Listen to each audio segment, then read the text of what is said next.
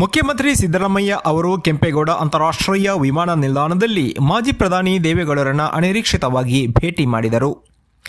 CWC ಸಭೆಯಲ್ಲಿ ಪಾಲ್ಗೊಳ್ಳೋಕೆ ದೆಹಲಿಗೆ ಹೋಗೋಕೆ ಕೆಂಪೇಗೌಡ ಅಂತಾರಾಷ್ಟ್ರೀಯ ವಿಮಾನ ನಿಲ್ದಾಣಕ್ಕೆ ಆಗಮಿಸಿದ ಮುಖ್ಯಮಂತ್ರಿ ಸಿದ್ದರಾಮಯ್ಯ ಅವರಿಗೆ ಮಂಗಳೂರಿಗೆ ಹೋಗೋಕೆ ಆಗಮಿಸಿದ ಮಾಜಿ ಪ್ರಧಾನಿ ದೇವೇಗೌಡರು ಮತ್ತು ಇವರ ಧರ್ಮಪತ್ನಿ ಚೆನ್ನಮ್ಮ ಅವರು ಅನಿರೀಕ್ಷಿತವಾಗಿ ಮುಖಾಮುಖಿಯಾದರು.